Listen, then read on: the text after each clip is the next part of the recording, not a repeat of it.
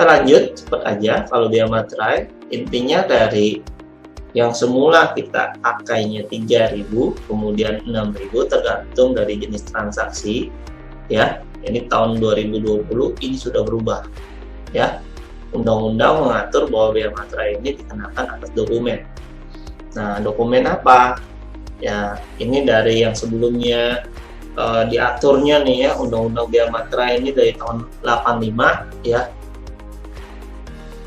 Udah 35 tahun belum pernah mengalami perubahan. Jadi dari dulu cuma 3.000, 6.000, 3.000, 6.000 ya. Nah, jadi negara bagaimana caranya negara mendapatkan uang? Nah, salah satunya adalah pajak yang punya kontribusi yang luar biasa terhadap pendapatan negara. Ya, tujuannya apa? Nah, jadi kalau kita lihat kenapa sih dikenakan biaya materai? Nah, kita melihat dulu nih transaksinya berapa nih nilainya. Kalau sekarang nilainya di atas 5 juta ya, atau di bawah 5 juta. Nah, mana yang dikenakan biaya materai ya? Sedangkan kalau di Indonesia banyak sekali yang namanya UMKM. Nah, karena pemerintah melihat UMKM menjadi dasar sektor yang memang benar-benar bisa diandalkan ya dari segi apa? Penerimaan negara. Makanya dulu yang sebelumnya WP tidak pernah lapor, di Maret yang lalu ya, di bulan lalu ada 11 juta WP yang melaporkan SPT-nya. Nah, ini tergantung bahwa negara memajaki wajib pajaknya ini berapa persen. Sedangkan pelaku usaha di Indonesia lebih banyak UMKM. Nah, karena melihat dari segi UMKM-nya cukup besar, maka muncullah dulu yang namanya PP 46. Berapa persen? 1% kali omset.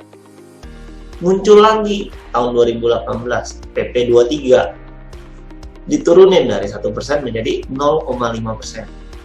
Nah, seiring dengan perjalanannya waktu, maka karena 35 tahun dari 80 tahun 2020 tidak pernah dirubah sedikit pun biaya materai ini, dan juga pelaku usahanya lebih banyak di UMKM, maka tarifnya dari yang semula 3.000, 6.000 dinaikin jadi 10.000 ya. Nah, nilai transaksi yang lebih dari 5 juta baru dikenakan biaya materai ya. Sedangkan ada yang namanya materai tempel dan secara elektronik ya. Kemudian pengertian dokumen, apa sih yang dikenakan oleh biaya materai di sini, yaitu suatu yang ditulis atau tulisan ya, cetakan elektronik yang dapat dipakai sebagai alat bukti atau keterangan. Nah, kalau kita lihat objek biaya materai di sini, apa yang dikenakannya? Kalau dokumen itu menerangkan apa? Suatu kejadian yang bersifat perdata. Contohnya agreement, ya, ada nilai uangnya. Dan juga kalau kita melihat bahwa sesuatu yang dimateraikan adalah sebagai alat bukti, ya, gunakan di pengadilan. Ya, objek biaya materai itu meliputi apa yang bersifat perdata, ya. Di sini nanti kalian bisa baca surat perjanjian, keterangan pernyataan, atau surat lainnya yang sejenis beserta rangkapnya. Kemudian akta notaris beserta glose, salinan dan kutipannya. Kemudian akte pejabat pembuat akte tanah, ya. Kemudian transaksi untuk kontrak berjangka dengan nama dan bentuk apapun. Kemudian dokumen lelang, ya. Jadi itu adalah objeknya. Nah, dulu Undang-Undang tahun 1985 nomor 13 itu memiliki ketentuan di atas 250.000. Nah, Undang-Undang tahun 2020 ya, ini kita lihatnya di atas 5 juta. Jadi kalau dokumen yang menyatakan jumlah uang dan nominal lebih dari 5 juta, menyebutkan penerimaan uang, kemudian berisi pengakuan atas utang seluruhnya atau sebagian, maka baru dikenakan biaya materai. Oke, yang non objek apa aja? Ya, tentu surat penyimpanan barang, konsumen, angkutan penumpang dan barang, kemudian bukti pengiriman barang, ya, kemudian surat lainnya yang dapat dipersamakan dengan surat sebagaimana angka 1 sampai dengan angka 5.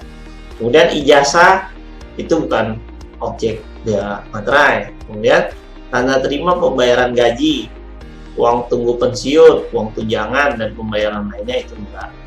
Kemudian tanda bukti penerimaan uang negara ke kas negara, kas pemerintah, bank, dan lembaga lainnya yang ditunjuk oleh negara. Nah, itu tidak, ya. Berarti itu adalah non objek bea materai. Kemudian bea materai tidak dikenakan atas dokumen apalagi kwitansi, kemudian penerimaan uang yang dibuat untuk keperluan internal organisasi, kemudian surat gadai, ya, dokumen yang menyebutkan simpanan uang, kemudian tanda pembagian keuntungan, bunga, ya, kemudian dokumen yang diterbitkan atau dihasilkan oleh BI, Bank Indonesia, dalam rangka pelaksanaan kebijakan moneter. Ya, sekarang ini warnanya merah, ya, bea materai. Dulu orang mikirnya warna biru. Nah, ini contoh, ya. Nanti ini sudah berlaku per Januari 2021, ya. Undang-Undang bea materai tahun 2020, ya. Itu 10.000. Oke. Nah, dulu kan kayak gini nih, materai tempel, ya. Ada yang 3.000, ada yang 6.000. Ini masih bisa digunakan sampai akhir tahun 2021. Jadi dikasih kesempatan transisinya masih bisa dipakai. Jadi kalau misalkan kita mesti 10.000, berarti 3.000-nya bisa dipakai 3. Kemudian kalau kita punya 6.000, kita boleh pakai 6.000-nya double, 6.000, 6.000, 12.000 jadinya. Atau 6.000 plus 3.000. Ya. Jadi mendekati 10.000 atau boleh di atasnya. Ya. Oke.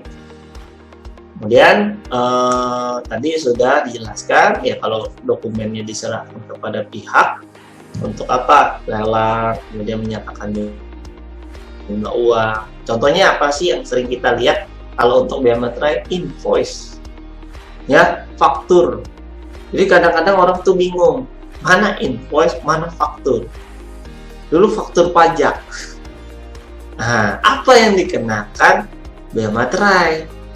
Ya, jadi jangan keliru. Kalau surat jalan kena nggak bea materai?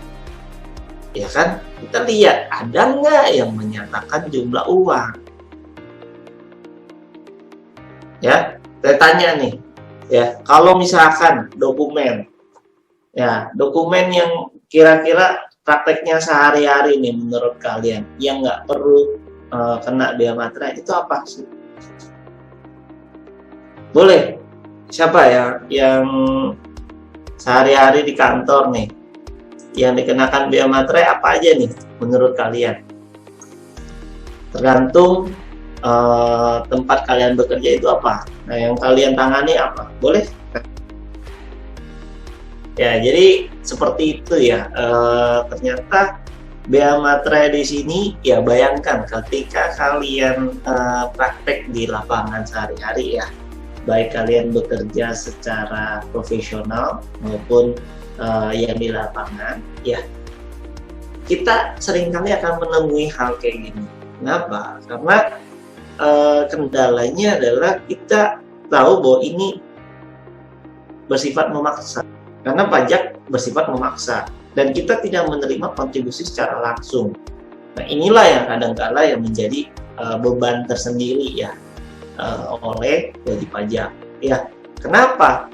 Dokumen aja kena bea materai. Ya kan? Tadi cek, giro, deposito, atau kita sebut juga ada istilah lainnya wakat, ya. Kalau kita seringkali kita melihat sebagai finance, ya, kacamata finance, ada yang namanya 2 transaksi sehari-hari. Kita pakai cek, giro, atau orang sering bilangnya LLG, ya, lalu lintas giro, ya. Lalu lintas giro itu dari satu rekening ke rekening lain. ya, baik dari PT maupun ke pribadi, ya. Nah, kemudian juga ada yang namanya RTGS. Nah, ini satu produk yang memang dari perbankan. Nah, bagi yang bekerja di perbankan itu suatu benefit, advantage yang mungkin nggak bisa didapat di tempat yang lain. Karena banyak istilah-istilah perbankan yang kategorinya itu masuk ke dalam dunia finance. Kenapa? Karena finance bagaimana mengakui nantinya dicatat oleh accounting, ya. Oke, jadi kalian sudah on the track. Bagi yang sudah belajar terkait dengan dunia keuangan, ya finance, accounting, ya inilah kita perlengkapi dengan istilah-istilah perpajakan dan bagaimana ketentuan umum dan tata cara perpajakannya, sehingga kalian mengerti apa yang dikenakan, apa yang tidak. Oke, Bea Materai untuk 2020 ya per 2021 beda. Intinya jangan disamain tahun lalu dengan, kalau tahun lalu kita masih boleh pakai ya materai 3000 kali 3 atau 6000 ya, nggak ada 3000 6000 ya. Saya nggak pernah temuin sih 3000 6000 karena aturan mainnya jelas nih ya, yang terutangnya apa, yang pengecualiannya apa, kalian kan juga udah tahu ya, mana kalau udah di atas 5 juta pasti dikenakan 10.000. Sekarang sudah tidak ada lagi yang 3.000 kecuali yang masih tersisa ya. 3.000 mau dipakai ya silakan ya, tapi di atas nominal 5 juta. Oke, tiap pemungutnya yang memungut ya bea materai yang terutang atas dokumen tertentu, ya yang terutang ya menyetorkan bea materai ke kas negara. Biasanya kalau orang mau beli materai untuk lebih hematnya dia datang ke kantor pos ya. Kalau beli di toko ya kayak Alfa ataupun Indomaret ya, ini pasti biayanya lebih tinggi bea materainya ya. Selisihnya bisa sampai sekitar 2.000 per materai ya. Oke, materai tempel dan materai elektronik atau materai dalam bentuk lain, jadi macam-macam ya. Materai tempel ya ada lambangnya ini Garuda ya, frasenya adalah materai tempel, angkanya menunjukkan nilai nominal 10.000 ya. Kemudian materai elektronik ya merupakan materai yang digunakan kode unik dan keterangan tertentu. Nah, biasanya di perbankan ataupun bentuk usaha yang lain ini sudah menggunakan mesin teraan materai digital atau sistem materai tera. Iya, betul. Nah, kalau di BCA gimana, Ratu? Kalau di BCA untuk walaupun gironya udah 2021 masih materai teranya 3.000 Pak. Tapi ada di beberapa bank lain itu jadi ada stempel tera 7.000. Jadi nasabah nggak perlu tambah materai tempel lagi di belakang giro atau ceknya kalau di bank lain. Ya. Berarti masih secara elektronik nominalnya sama ya? Iya, masih sama. Oke, siap, thank you.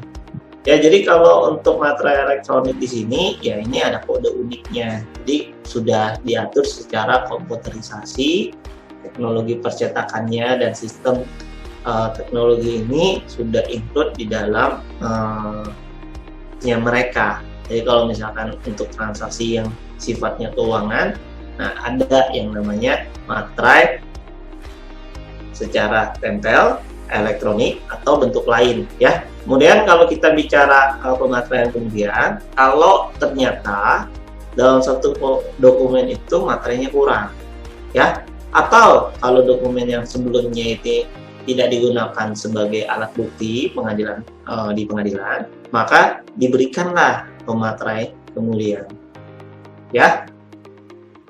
Kemudian fasilitas pembebasan kalau ada beberapa hal ya, kalau ada force majeure atau keadaan yang sifatnya bencana, kemudian dokumen yang menyatakan pengalihan hak atas tanah dan atau bangunan yang digunakan semata-mata untuk keagamaan, kemudian terkait dengan perjanjian internasional ya, jadi ada asas timbal baliknya.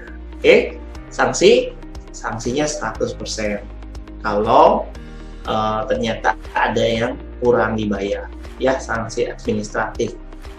Oke, kemudian ketentuan pidananya paling lama 7 tahun, dendanya 500 juta, ini paling banyak. Ya, materai sendiri banyak yang aspal, asli tapi palsu, ya. Jadi hati-hati, ya. Materai itu punya ciri khas tersendiri, kode yang ada di sini. Nah, ini punya digitalisasi yang digunakan oleh Direktorat Jenderal Pajak, ya. Kenapa? Karena ini diatur di undang-undang, ya, penerimaan pajak atas biaya materai. Oke.